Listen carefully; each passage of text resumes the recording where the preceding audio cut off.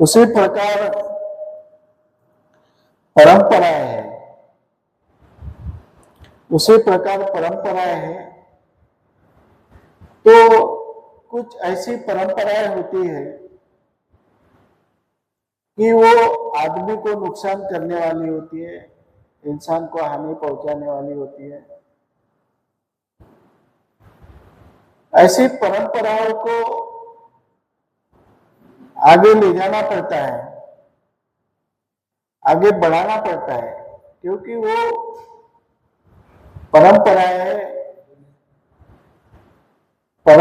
है वो आदमी को मानना पड़ता है, परंपराओं को छोड़ना नहीं पड़ता है, चाहे उसका नुकसान हो, कुछ भी हो। तो ऐसी कुछ परंपराएं हैं, जैसे भारत में बहुत सी प्रथाएं थी, आज भी बहुत से जगह कुछ प्रथाएं ऐसी है कि कोई मंदिर में अछूत लोगों को प्रवेश नहीं किया जाता है, प्रवेश प्रतिबंध होता है। पहले तो शुरुआत में अछूत को तो पहले सभी मंदिर में जाने नहीं देते थे। आज भी अछूत को अपने घर के अंदर बहुत से लोगों को अपने अंदर प्रवेश नहीं करने देते, बाहर ही बिठाएंगे, बाहर ही चर्चा करेंगे। कई जगह पे ऐसा है कि उसको पानी भी देंगे अछूत को तो उसका ग्लास अलग रखते हैं। ऐसी भी परंपरा है। इसके पहले सती की प्रथा थी, उसके पहले महिलाओं को शिक्षण नहीं देना चाहिए, शूद्र को शिक्षण नहीं देना चाहिए। ऐसी कुछ बीच में परिस्थितियां निर्माण की गई, परंपराएं निर्माण की गई, जो जानबूझ के निर्माण की गई, क्योंकि बुद्ध मार्ग में, बुद्ध के समय बुद्ध ने सबको शिक्षा मिलना चाहिए, इस तरह से बुद्ध ने प्रचार प्रसार किया था। सबको शिक्षा का लाभ मिलना चाहिए। बुद्ध प्रबोधन करते थे, या फिर जो उस समय ये नहीं कहते थे कि महिला है वो मेरा प्रबोधन न सुने। तो यहाँ तक बुद्ध धर्म में महिलाओं को परिवर्जित किया गया, दीक्षा भी दी गई, भिक्षुनी भी बनाया गया। तो लेकिन दूसरे धर्मों में, बहुत से धर्मों में अभी सुधार हो रहा है, लेकिन ऐसे कई भी और ऐसे कई परंपराएं हैं जो मनुष्य के लिए अपमानास्पद है, मनुष्य को उसको उससे पीड़ा होने वाली है, उसे दर्द होने वाला है। ऐसे भी परंपरा है, या ऐसे तो वो भय के कारण कई काम करने पड़ते हैं। कई परंपरा है तो आदमी को लगता है कि ये परंपरा से हमारा नुकसान है, लेकिन जो डर पैदा हुआ है कि समाज क्या बोलेगा, या फिर पुराने लोगों ने ऐसी परंपरा रखी है तो उसी को पालन करना पड़ेगा, नहीं करेंगे तो कैसे होगा। जैसे पहले परंपरा थी अपने बौद्ध समाज में कि लड़की शादी के समय अपने दूल्हे के पैर छूती थी, लेकिन दूल्हा नहीं छूता था। तो ये परंपरा पहले थी। अब किसी लोगों ने सवाल पैदा किया कि लड़की क्यों पैर छुएंगी, दूल्हा नहीं पैर क्यों छुएंगे, दूल्हा क्यों नहीं पैर छुएगा। तो अभी धीरे धीरे वो बंद हो रहे, फिर भी कहीं कहीं तो जबरदस्ती से चलते हैं। तो ये परंपरा है, तो आदमी वो डरता है, अगर मैं नहीं किया ऐसा तो लोग क्या बोलेंगे मुझे। जैसे बैठते समय भी महिला है तो उसके पुरुषों के लेफ्ट साइड में बैठे, राइट साइड में नहीं बैठ सकती। तो ऐसी कुछ बातें है, जो परंपरा है, तो उस परंपरा को मानना पड़ता है और वो डर के वजह से मानते हैं। जैसे उदाहरण के तौर पे आज भी दूसरे समाज में स्वर्ग नरक माना जाता है। ये डर बताया गया है कि अगर पुरोहित तुम्हारे घर में आया और पुरोहित का समाधान नहीं हुआ, पुरोहित अगर नाराज होकर चले गया, तो पुरोहित नाराज होने का मतलब है ईश्वर आपसे नाराज हो गया और उसको पनिशमेंट भी मिल सकती है। उसको कहते हैं कि तुझे स्वर्ग में जगह नहीं मिलेगी, तुझे नरक में जाना पड़ेगा। अगर तू पुरोहित का मान सम्मान करेगा, पुरोहित को इतने इतने पैसे देंगे, तो पुरोहित तुम्हारी पूरी जो भी कुछ बातें हैं वो भी माफ कर देगा। तुम्हारे हाथ से कुछ गुनाह भी हुआ तो पूजा करके उसको वो गुनाह को माफ कर देगा ताकि तुम्हें स्वर्ग में जगह मिले। ये परंपरा है स्वर्ग नरक की, ये अभी भी चल रही है, लेकिन उसके पीछे जो कोई कारण है तो डर है। उसके पीछे जो कारण है वो डर है। जैसे भाग्य दुर्भाग्य, लोगों को इतना डराया गया कि तेरे तकदीर में, तेरे नसीब में ये पहले से लिखा है, तेरे भाग्य में ये लिखा है, ये पहले से बता दिया उनको और उसको डरा दिया। अब भाग्य में क्या है किसको मालूम है? क्या जो पुरोहित है, पंडित है, उसको भी मालूम है कि उसके भाग्य में क्या है। उसको भी पता है क्या कब उसकी जान चले जाएंगे, कब उसका मृत्यु होगा, कैसा मृत्यु होगा, उसको पता है। उसके घर में बच्चा पैदा होगा तो कब होगा, कौन से समय पे होगा, ये उसको पता है। उसको खुद को वो पता नहीं, लेकिन वो लोगों को ये कहेगा कि तेरे भाग्य में ये है।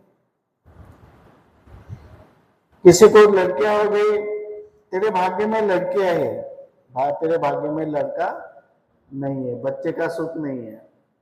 तो किसी को बाल बच्चे नहीं हुए तो तेरे भाग्य में लिखा है बाल बच्चे का तुझे सुख नहीं है।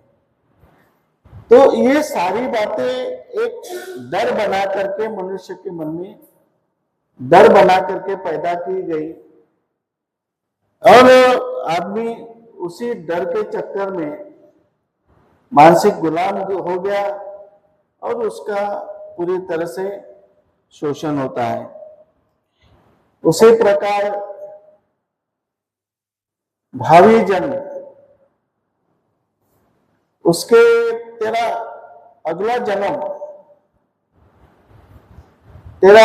जन्म अच्छा हो जाएगा। अगर तू इस जन्म में तू किसी को दान धर्म करेगा,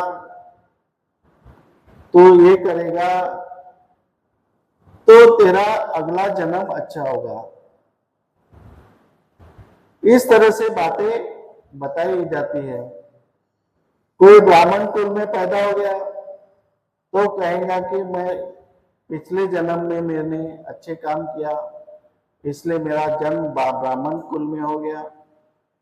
कोई अछूत या दलित समाज के घर में पैदा होगा तो उसको ये कहा जाएगा कि पिछले जन्म में उसने पाप किया था, गलत काम किया था, इसलिए उसका जन्म इसमें हुआ। तो उसमें ऐसा डराया गया, उसको इस तरह से डराया गया, वो बेचारा डर के मारे चुपचाप है। अरे नहीं, मेरा वो भाग्य में लिखा हुआ है। उसके अंदर जो कार्य शक्ति होती है, उसके अंदर जो काम करने की ताकत होती है, वो अपने बलबूते पे, अपने ताकत पर, अपने शक्ति पर भरोसा करके, अपने स्वयं पर भरोसा करके, विश्वास करके जो आगे बढ़ने वाला है, अपनी तरक्की करने वाला है। जो मनुष्य के ऊपर स्वयं पर जो विश्वास होता है, वो विश्वास इस तरह से डराने के वजह से उसके मन में जो उत्साह होता है, मन में काम करने की ताकत होती है, उसमें जो वेरिएबल होता है, उसमें अधिष्ठान होता है, वो भावना खत्म हो जाती है, पूरी तरह से खत्म हो जाती है। पहले हमारे समाज में इस तरह से प्रचार किया गया कि तुम अछूत हो, तुम दलित समाज के हो, पिछले जन्म में तुमने बहुत किया, अभी बाकी लोगों की सेवा करना, तुम्हारे ऊपर के जो भी जाति के लोग हैं, वर्ण के लोग हैं, उनकी सेवा करना ये तेरे नसीब में लिखा है, तकदीर में लिखा है, क्योंकि ये पिछले जन्म का पाप है, तुझे करना ही पड़ेगा। तो आज तक हमारे समाज ने इन लोगों की सेवा की, क्यों सेवा की? उन्होंने हमारा शोषण भी किया, हमको पीड़ा दी, हमको बहुत से दर्द दिए उन्होंने, लेकिन ये सब कुछ क्यों सहन किया उन्होंने? क्योंकि उनको उनके मन में ये डर पैदा किए थे, ये भय पैदा किया था कि ये तेरे नसीब में लिखा है। ये सब पिछले जन्म के पाप के कारण है। इस तरह से इन बातों द्वारा लोगों के मन में डर पैदा किया जाता है और उनका शोषण किया जाता है।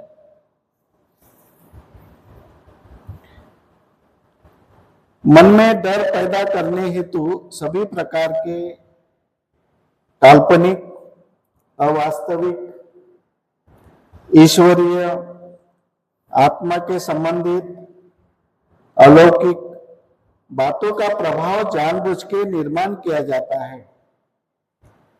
ये ईश्वरीय शक्ति है, ये चमत्कारिक शक्ति है,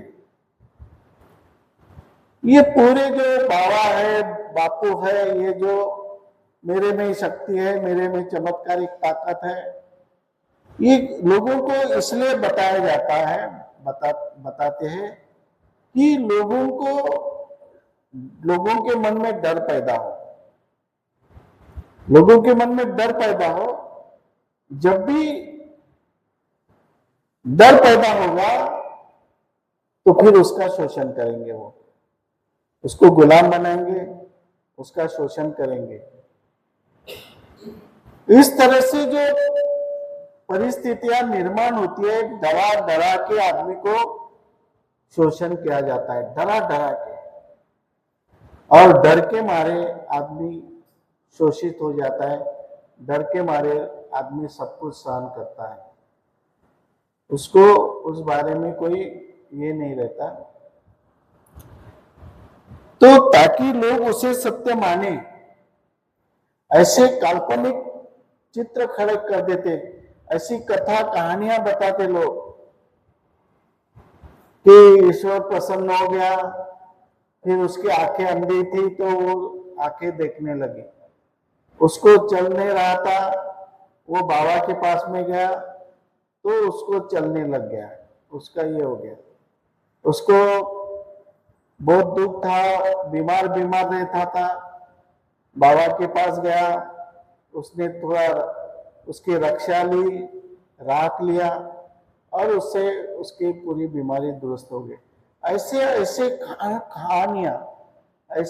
कहानियां बना करके, झूठी कहानियां बना करके लोगों को अंधश्रद्धा में डाल करके उनको डराया गया और डरा करके शोषण किया गया। तो ये सब बातों का प्रभाव जानबूझ के निर्माण किया जाता है, हम लोग उसके प्रभाव में डर जाते हैं, क्योंकि जानबूझ के निर्माण किया जाता है ताकि लोग इसे सत्य माने और मन में भयभीत हो जाए, मन में डर पैदा हो, ताकि उनका शोषण सहजता से यानी आसानी से उनका शोषण किया जाता है। डर यह मानसिक प्रभाव है। डर ये हमारा शरीर डरता है, हम डरते हैं, लेकिन डर ये मन में पैदा होता है। मन में पहले डर मन में पैदा होता है। कोई रात को डरते हैं कि वो डर उसके मन में पैदा होता है। रात को कुछ भी घटना नहीं, लेकिन रात हो गई तो वो डरने लगता है। कुत्ते का आवाज आया, किसी का आवाज आया, वो डरने लगता है। तो डर जो है वो डर मन में पैदा होता है और उसका प्रभाव पहले ये मानसिक प्रभाव है। डर ये मानसिक प्रभाव है, पहले मन में पैदा होता है, फिर मानसिक, शारीरिक और वाचिक कार्यों द्वारा प्रदर्शित होता है।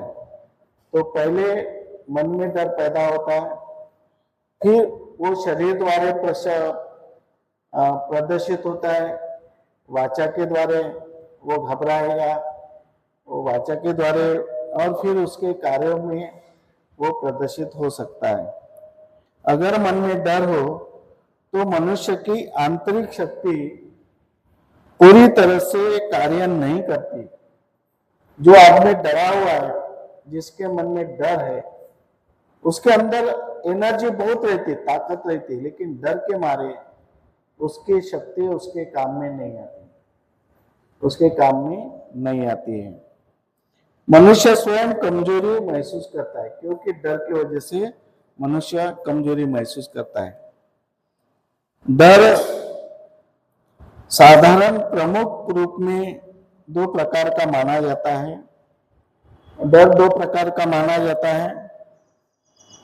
एक वास्तविक, एक सत्य बातों का डर, दूसरा है अवास्तविक एवं असत्य बातों का डर। डर या भय साधारणतः प्रमुख रूप में दो प्रकार का माना जाता है। एक वास्तविक एवं सत्य बातों का डर, दूसरा अवास्तविक एवं असत्य बातों का डर। तो वास्तविक एवं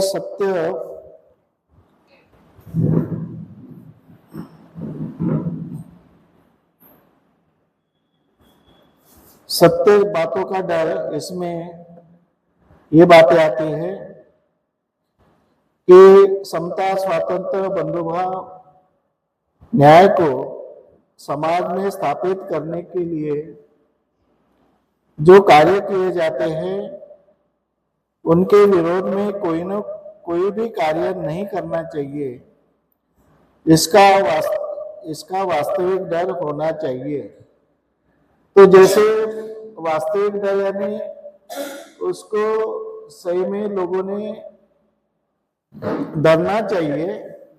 ऐसे कोई काम, ऐसी कोई बातें होती है, कई ऐसी चीजें होती है कि उसके बारे में हमेशा आदमी ने डरना चाहिए। जैसे कि जो संविधान है, संविधान में जो बातें हमें बताई है, उस बातों को हमें अधीन में, संविधान के अधीन में रह के हमें काम करना चाहिए।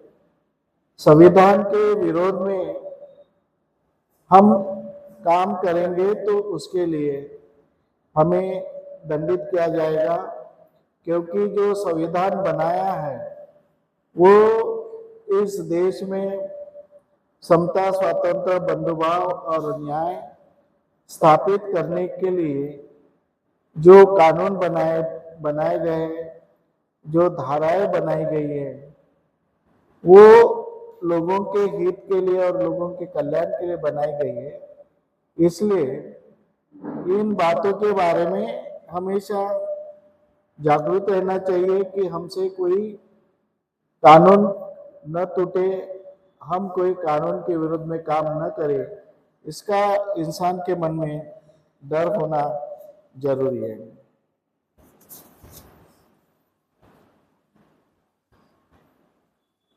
शासन प्रशासन के विरुद्ध में काम करने से डरना चाहिए।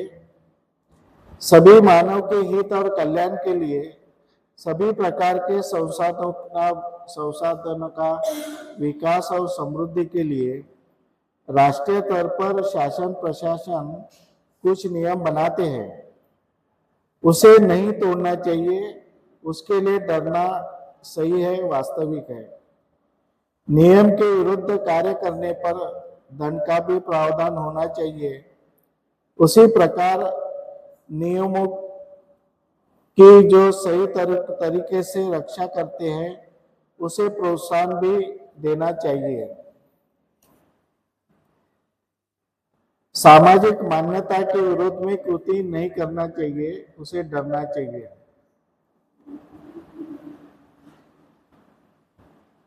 हर देश और हर धर्म की अपनी अपनी सामाजिक श्रद्धा और विश्वास होता है जिसे पवित्र माना जाता है। इन मान्यताओं का पालन करना सामाजिक और धार्मिक कार्य माना जाता है और उसे उस मान्यता के विरोध में काम करना अपराध माना जाता है। इसलिए ऐसे बातों का डर लगना चाहिए, ऐसे कार्य नहीं करना चाहिए। उसके बाद जो सत्य है उसे सत्य ही मानना चाहिए और जो असत्य है उसे असत्य ही मानना चाहिए। किसी प्रकार का डर मन में रखना नहीं चाहिए।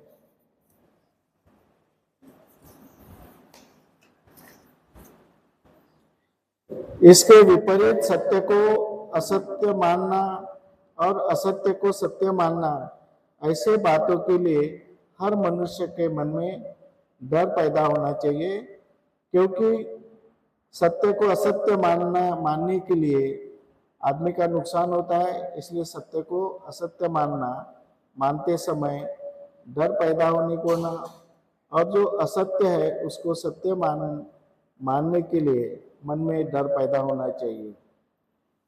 उसके बाद में है शक्तिशाली असामाजिक तत्वों की कृति।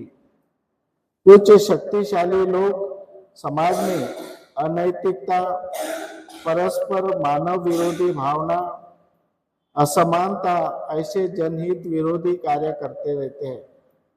लोगों का चरित्र कलंकित करने का कार्य करते रहते हैं। एकता, भाईचारा, मैत्री भाव समाज में निर्माण नहीं होने देते। समाज संगठित होकर ऐसे लोगों का विरोध करना चाहिए ताकि उन लोगों के मन में समाज हित विरोधी कृति करने का डर पैदा हो।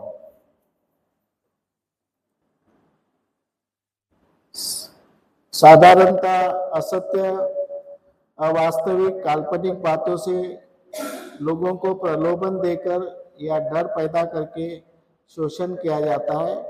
यह बातें आपके सामने रखी जा रही है। धार्मिक ग्रंथों का आधार लेकर लोगों को अवास्तविक, असत्य कथा कहानियां बना करके लोगों का शोषण करना है। पुरोहित द्वारा अदृश्य शक्ति के विविध रूपों का आधार बना करके शोषण करना। पूर्व जन्म एवं भावी जन्म की काल्पनिक असत्य भविष्यवाणी बता करके लोगों का शोषण करना। नैसर्गिक या मानव निर्मित घटनाओं का अवास्तविक, गलत अर्थ बता करके शोषण करना।